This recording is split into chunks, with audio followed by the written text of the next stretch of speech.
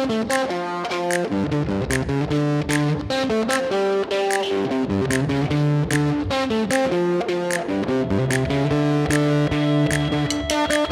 everybody, welcome back. This is After Wine School. I am Keith Wallace. I'm here with the absolutely delightful Alana Zerbe, my partner in crime at the wine school. And today we're going to talk about everyone's favorite subject about wine, which is not being able to drink wine, also known as the American Prohibition. Yes, Keith. In this episode, we are going to talk about the rise of the FBI and organized crime. We're going to talk about how this completely changed the landscape of California wine, and also what is the legacy of Prohibition? What do we still have to deal with in this country today because of this terrible history? That's right. Yes. Now, it starts actually with a lot good intentions mixed with some really bad ones. And so you have to think about where America was back in the 1800s. We were drinking an insane amount of booze, largely whiskey. This was all due to us moving westward. As the country became bigger and bigger and bigger, we started drinking more and more and more whiskey and rum. We were drinking like per capita. It was a crazy amount annually, like gallons of hard liquor. So we were hard drinking people. I mean, I think we all know that. The effect of that, especially on the families, was pretty devastating. And so you had one movement, the Temperance movement, seeing that the high level of alcohol consumption, not just with adults, but children as well, needed to be corralled. And so you saw the Temperance moving and saying, look, this is a blight on society. We need to stop hard alcohol. And it was specifically focused on hard alcohol, the whiskeys, the rums, etc. They didn't really talk about cognac or anything fancy, but anyone who was, if you were poor and drinking booze, they didn't want you to do it.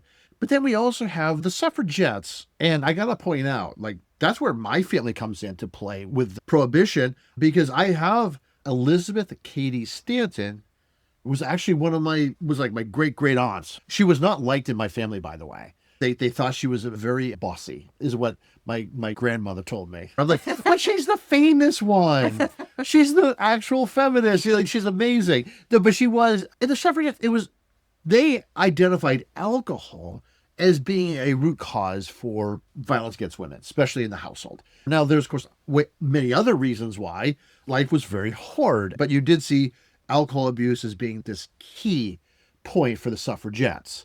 But then there was the Nativists. And the Nativists, I think we all can figure out who they were. They were the ones sitting around like, the Scotch and the English saying, yeah, not these damn Germans coming in, drinking all those beer, all those Irish drinking those beer and that whiskey. Oh, they're just terrible people. So there were the Nativists, and they really wanted to outlaw anything that had to do with these dirty Europeans, especially the Germans. You have no idea how hated the Germans were. And of course the Irish, but who doesn't hate the Irish? I'm Scotch-Irish. That's a joke. Just FYI. So, so that's where we were coming into, in the middle of the 1800s. That's where this country was.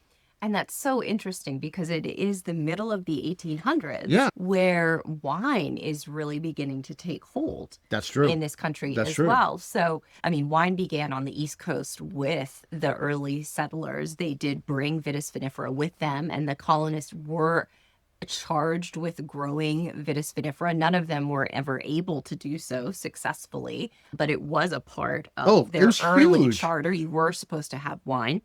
But by the mid-19th century, in 1850, it was the state of Maine, the great state of Maine, vacation land, believe it or not, vacation land, which actually decides to outlaw hard alcohol, and 12 states follow. Oh, yeah. And, of course, this did not go well even in the beginning, because one of the leaders of the Prohibitionist movement in Maine and the mayor of Portland, which was so anti-alcohol, as soon as Prohibition kicks in, he makes sure to get hundreds of barrels of rum for himself for medicinal purposes, literally medicinal purposes.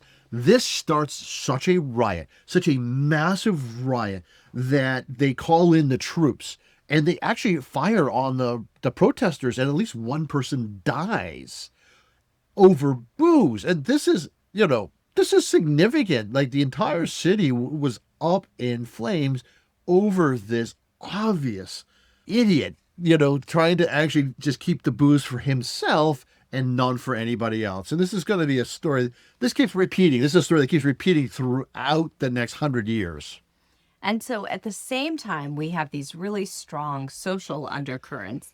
Wine is taking hold in the United States. Oh, yeah. So, of course, on the East Coast, we have a wine history that dates back to the early colonists. They were attempting to grow Vitis vinifera grapes from the very beginning. They were never successful. Well, there's so much history in Philadelphia about, of that part of the rule, like the laws were actually to produce wine. Yes, absolutely. Yes, we have. Oh, yeah. One of the first commercial wine companies was the PA Vine Co. That's right. Right outside of Philadelphia. So there's a lot of great history there. Yes. But the point is that by the 19th century, wine was really taking hold. It had gotten started on the West Coast around the Los Angeles area because of the Spanish missionaries. But our greatest wine by the 1850s was actually from Ohio. Oh, hey, shout out to our people in Ohio. Go Buccaneers. So this gentleman by the name of Nicholas Longworth, he was a lawyer, a banker, a real estate speculator, but he was also a winemaker. And he was also in the temperance movement. Very much so, yes. So he grew the Catawba grape and he made it into America's finest champagne. And in fact, this sparkling wine did take several top honors at wine competitions in Europe. And so his wine was an alternative to hard liquor. So in this world, it could go hand in hand with temperance. Yes. Wine was not antithetical to this movement. So that's what was happening in the Midwest. On the West Coast, around the same time, the 1850s, we have the gold rush. And it really is the gold rush that brings an economic boom to Northern California, where folks find beautiful conditions for growing Vitis vinifera. And so here is where you get a lot of plantings of varieties that love a Mediterranean climate: Carignan, Zinfandel, Alicante Bouchette. So this is, by the 19th century, a real precursor to the Napa of today. Absolutely. You have these ancient grape varieties like Mission grape that were there, brought up from Mexico north by the missionaries. And, some of those wines that, they were actually still being served in places like Paris, all the way up into like the 1980s, 1990s. Some of the best in the world for that style. Sweet, unctuous. But you also had all these vineyards, and you can actually time travel because some of these vineyards still exist. And if you look at them, they just look like these ancient vineyards out of European lore. They're just beautiful. And there is no Cabernet, there is no Merlot. There is a lot of Portuguese, a lot of French, those Southern French grapes and Spanish grapes. Absolutely amazing. Now, but all of this ends. Prohibition starts across the country, 1920. And it doesn't end until 1933. So what you have is a constitutional amendment. Now, mind you, right? A constitutional amendment. That was, I think, the 18th. And then the repeal was the 21st. Is it? Oh, okay. All right. Yeah, thank you. I'm glad. Yep. And this was a huge change. And I mean, just even the idea of losing a right is just stunning. It really is. So 13 years, 1920 to 1933. Yeah. Now, there were many carve-outs. And as I mentioned earlier, wine consumption was not at odds with the temperance movement. So winemakers at this time did not believe that they would be swept up in this prohibition at all. Oh, yeah. They were assuming that they were going to be making wine. It was going to be fantastic. They were just going to have less competitors in the beer and the whiskey industries. As it turned out, they had to rely on a few carve-outs. So the carve-outs included sacramental wine, some home use wine, cider was exempted. Yes, it was, yeah. And The way that wineries in California survived was mainly through producing sacramental wine, but also selling bricks of grape skins that came with written instructions on how to absolutely avoid fermentation. Could you imagine today? Like, okay, this is how you do not make meth. Right. Yeah, okay, here's everything you need. Here's how not to break bad. Exactly. Yeah. Exactly. Stunning, stunning, stunning. It's brilliant, though. Absolutely brilliant, because you could make wine at home. Like, legally, you can make wine at home. And there's medicinal carve-outs as well. And that's actually for all kinds of alcohol, especially whiskeys. Like, that has continued. It wasn't just actually in Portland that they're having medicinal. And that's literally what the mayor said. It's like, oh, this is for medicinal purposes. I've had some of these medicinal whiskeys, actually. There's actually a place in DC that used to actually, there was a whiskey joint, and you could actually buy, whiskeys from back then. And they had the bottle, it said, yeah, for medicinal use only. And I was like, oh, this is fantastic. It was a great whiskey. Absolutely fantastic. Cost me a fortune to have 1 ounce, but it was so worth it. I wrote that off the research. But yeah, absolutely fantastic. But, and the bricks were fantastic too. Like, there was such a brilliant way, but to actually, elide the rules really were being broken, not by the wineries. They were not. That's child's play. No. There was such a gaping maw of need, that you have, like, you all of a sudden lost a right. You can't do it anymore. And you know what happens when you tell anybody, anyone who has ever ran into any other human being on the face of the earth knows one thing about people. If you say that you can't have it, they want it. And so what happened here was, of course, everyone wanted alcohol. And there was no place you couldn't get supply, right? You could get bricks or grapes from California. And they literally, by the way, there were the trains from Northern California to the East Coast were massive. And the amount of grapes they brought in, there was actually one person who bought 4 grapes for private use was over 3 tons of grapes just for single use. So this was definitely being... Oh, the White House cellars were stocked. Oh, yes. In 1919, I forget the amount that was spent on alcohol, but the White House was not going to do state dinners without booze. So, yeah. No, there was a lot of this going around. Yeah. Hypocrisy and prohibition go hand in hand. But who really benefited was organized crime. This is actually when you started seeing organized crime actually become financially stable. Like, this was fantastic because you had to have all kinds of logistics. You had to be able to produce it somehow in the country and then sell it illegally.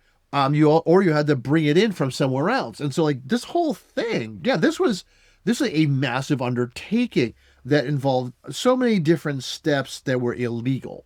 It was not just 1 or 2 things. You had to bring in massive numbers because the volume of what people wanted was insane.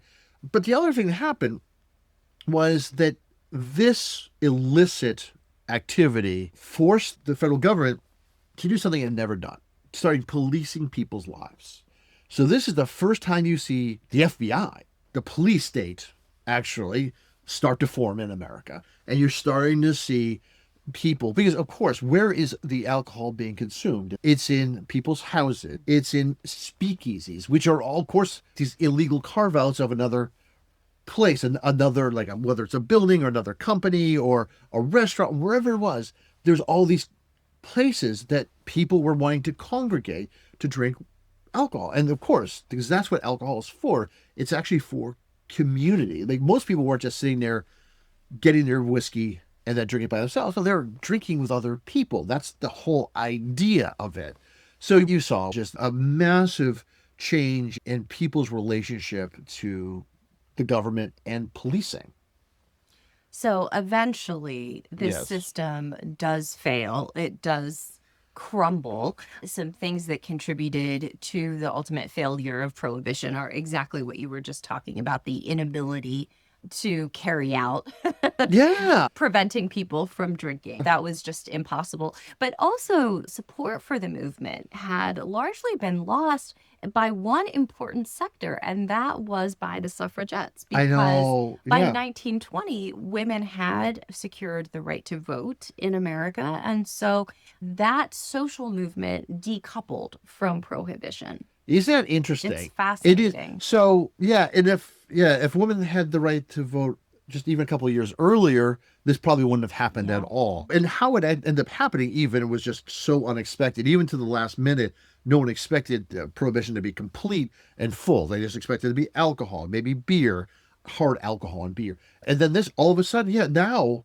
which is amazing. So the resentment of Prohibition just grows and grows and grows, not just in one sector, but in many now. Being decoupled from the suffragettes movement just lost a lot of your moral compass, right? That force of morality now is kind of dissipated and gone. And there's something else that happens. Yes. Because we've lost not just the ability to drink, but also all those jobs, right?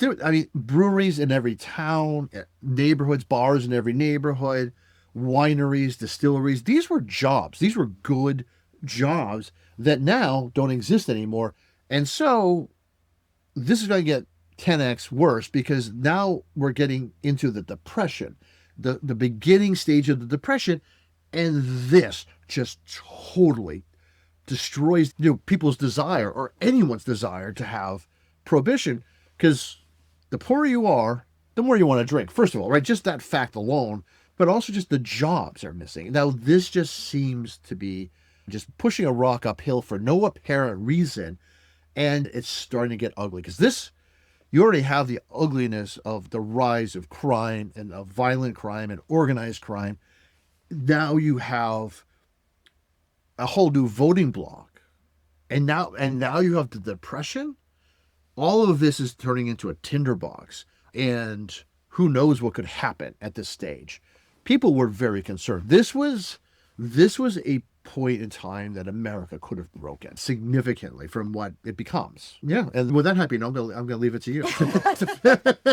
Yeah, so a snapshot of California, 1930, post-Prohibition. The state had begun with over 700 wineries.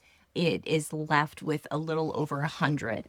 And we also now have left the states to regulate in a patchwork way alcohol. Yeah. So there's just this huge vacuum. And so it's a really fraught environment for winemakers. Yeah. So, okay. So here we are. It's the end of Prohibition. And politicians are looking at, like, what do we do? Well, they look on the horizon and they look to Europe. And what things is happening in Europe, especially even in England, a lot of the taverns were actually owned and operated by breweries. And some were by distilleries. And what they saw, they said that, well, we don't want that. They don't want to cede that to large companies. And the breweries were the largest, most economically viable companies in Europe. They looked at that and they're like, we don't want that. What we want is to maintain control. And in fact, let's give it the control to the states instead. And let's make sure that they have a 3-tier system to break the producers' chokehold on the alcohol trade. So that's what they did. And so there's some good about this. So let's describe this. So what producers, they can't actually own taverns or restaurants, wine shops. They can't do that because there actually has to be a middle person. So you have ownership of a winery or import company bringing wine to the United States, and then you have a distributor. And only the distributors can actually take that wine and take it to the marketplace. And though that marketplace is either going to be a wine shop, grocery store, or a restaurant where a consumer will buy the wine. That's it. There has to be these 3 tiers: supplier, distributor, and retail. That's it. And that's interesting. So it really is creating a moat around the producer. Yes. Like that's the goal of this system. It was always about that. It was always to keep them in check. And it really did work. And I don't honestly at that stage, because we were, the American industry was destroyed. There was no power. There's no major brewers or wineries left. They were all broken. So this was interesting because then it was sent out to all the different states. So not only do you have this three-tier system, each state built it differently. So that now you have a regulatory patchwork, as you said, which was incredibly complicated. And it's so complicated, even to this day, that shipping compliance is an entire business in the industry. Like, if you are a winery, you actually have to have a company or a person who's just, their only job is to deal with compliance of shipping or of delivering wine. Like, that's a whole massively complex system that there's entire actually law firms that just are devoted to that one part of the law. Yeah, miss me with that. Miss me with that. Oh my, it is the most boring compliance trade. Oh my God. But I think Prohibition also reworked not just the way wine is distributed, but the way Americans think about wine. That's true. So it's now in a moral framework. Oh yeah. And I can't tell you how many times I have met people, religious people or some people in my own family, who will say, oh, I don't have a problem with you encouraging people to drink wine. And as soon as somebody says that, I'm like, oh, I think you have a problem with it. Yeah. So there's a morality to consumption of alcohol, and that includes wine. We talk about it on a personal level, on a nationwide level. We do put wine along with firearms and tobacco and other deleterious things that basically say to a person, you individual should not be trusted with this. This is a controlled substance. This is something that someone else has to oversee your use of. So this is diametrically opposite from the European idol of, well, this is part of my cuisine. This is part of my cultural heritage. This is food in a glass. This is the complete opposite of that. And so it reworked not just the regulatory framework, not just the infrastructure of how wine gets to the consumer, but how the consumer themselves processes what is wine and what does it mean to consume wine. It's crazy. So like, I got my family, it wasn't the Stantons, the Phillips, the Edwards, the Wallaces. They were all part of the temperance movement. Like, my family are good old fashioned New England Baptists, and they were anti-alcohol. The fact that my grandparents went to their grave not knowing what I did for a living, it was the biggest secret in my family, outside of the fact that one of my cousins got married and then divorced, and the other one smoked cigarettes. So yeah, that was it. It was to such an extreme that they would not even use red wine vinegar in anything because it was made from alcohol. They wouldn't use malt vinegar because it was made from alcohol. It was amazing when I started working at 14 as a dishwasher that people actually drank. This was fantastic information. It was information I used all too well when I was cleaning after hours, but another story. Now, this legacy is so huge, actually. Even how we fund science has been under this impression in the United States. And this is, mind you, this is the United States only. Our science is focused on abuse and alcoholism.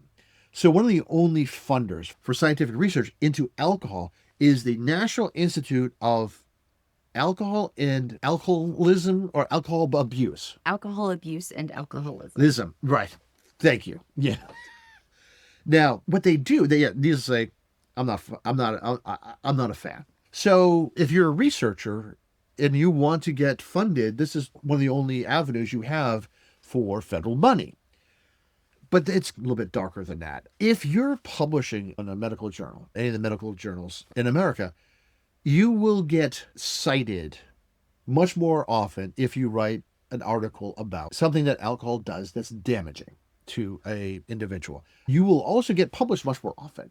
If you do the opposite, say, oh, alcohol has all these problems and causes these issues, your route towards publishing is a lot simpler.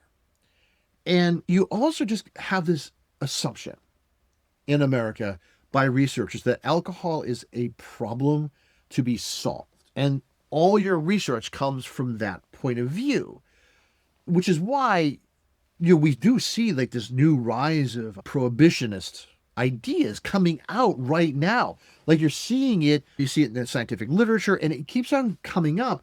And because it's actually such bad science, oftentimes it gets cut down. So we're seeing that fight happening right now within the federal government. We're seeing it throughout universities. But fortunately, a lot of that science gets knocked down as soon as it pops up. But if you're anti-alcohol, you're going to be better funded, largely because, or just for the honest fact that when you're researching, people want to deleterious effects of a substance, not a benefit. That's not what they're looking for. So there's all kinds of issues with how we research alcohol today. It's just a bias that I think people don't realize is out there. The things that we don't talk about and the assumptions we make as a culture, it all comes down to those 13 years. Alcohol is bad. You would never deny a right if it was something good. Some things that are lingering today when folks come to Philadelphia for the first time. If they're new, they're in a new graduate program and they're excited to be into the city. Yeah. They quickly become acquainted with the state liquor control board and its wine and spirit stores. Well, okay, I'll go there and maybe I can get my vodka. They can pick up a bottle of wine, but what if I want beer? Oh, you have to go someplace else for beer. I grew up in Pennsylvania when we still had blue laws. There is a county in New Jersey and other places where they are dry. There is still prohibition in place on the county level. So you come up against these laws in some instances, but I think what's more interesting is that subtle psychological shift that we have as Americans that we don't even realize. Oh, it is so subtle. It's pernicious. And it's the fact that, we'll say it's healthy to eat a salad, but unhealthy to have wine if you're pregnant. But in France, they'll say, don't eat the salad, but have the glass of wine. So there's a very distinct difference in viewpoint, and it comes down to prohibition. And that lingering thing, we don't even know it's there. This is what happens. It's just a part of our existence here in the United States. And the blue laws, there are states where up until very recently, you had to be a member of a club even to have alcohol served to you in public. Or cocktails couldn't be served except for they had to come from very specific little bottles. Yeah. That I thought only came in airplanes, but apparently they just use them to make cocktails with. I grew up in Massachusetts, and alcohol was not sold on Sundays, but it was in New Hampshire. So we went to their package stores in New Hampshire to get it. And we called it the Packy Run. Everyone knew what a Packy Run was. Let's do a Packy Run. Mm-hmm. So there's some grapes just that we don't even have anymore. We don't even know what we've lost. That diversity is some of the things that I'm the most sad about. Yes, we have plenty of Napa Cap, but where's all the Charbonneau? Where is all the Carmenere? Where is all that Petit Verdot? Where is all that Touriga Nacional? Where is all that wonderful wine? Where's all that culture? Where is it gone? It's forever gone. It's dead history to us. And that breaks my heart. Breaks my heart. And there was a lot of wine knowledge that was lost. Oh, God. Oh, that's insane amounts. Insane, yes. When something lasts for 13 years... it really does seem when you're in the middle of that could go on forever. It was meant to be permanent. It was a constitutional amendment. Oh, yeah. And so there was just an immense amount of institutional history and knowledge that was lost. And that is what made the Judgment of Paris actually such a seminal landmark event, because it was proof that winemakers had regained ground, but they were starting from scratch in the 1930s. They were beginning with nothing. So that was remarkable. I think also because of Prohibition, we don't have sort of a united national appreciation and understanding of wine as a national beverage. It's very regional and lots of different divisions and ideas in wine. And I think that's a real loss as well. We all could have been united in America's champagne. Right. Coming Thank you. From Yes. Ohio. Yes. And instead we sort of have the one big player, California, and everybody else is working hard, but it's just a completely different landscape where there are real big power players and then other places that just don't share in the same pride. for winemaking. You're right about that. And the loss of history is so profound. It wasn't just that we lost how to make wine, we just lost the understanding of how to drink wine. Like when you look at what people were drinking after Prohibition in the 40s and 50s, it was just sweet, nasty wines. Like they were fortified, they were sweet. We went back so far. And it took until the 70s and then the 80s, really, when Americans started drinking wine again. But it was no longer something that people did with their families. It was something that became elitist, and there was a specific kind of person who drank wine. It wasn't everybody anymore, because it used to be everybody. Yes. You see this in places like California. When I talk to people from California, they have an idea of themselves that's very different about wine than someone on the East Coast. And the whole movement of local wineries, especially in Virginia, where wine production is just gangbusters, in New York, Pennsylvania, a little bit even in Vermont, of all places, Texas, and Arizona. But this patchwork is slowly forming again. And that's one thing that is very hopeful. And this is why wine schools actually exist now, because that lost knowledge, we have to knit it back, and we're slowly knitting it back. And this work is only started really happening in the early aughts. You started seeing actually wine schools popping up across the country. Why at that time? Because people want their history back. People want to know that the wines we used to make. They want to have some of those wines. This is the moment. This is why we're in wine school. So, folks, it was fantastic having you here. By all means, if you are interested in the wine industry, if you love what you heard today, of course, like and subscribe. Please do. But also, earn your sommelier certification. Go to the National Wine School, wineschool.us. Or you can also come to us in Philly. Yes, visit us if you're in the Philadelphia area at the Wine School of Philadelphia, where both of us teach full-time. Next time, we'll be talking about the rise of California wine. So join us again soon. Thank you. Cheers, folks.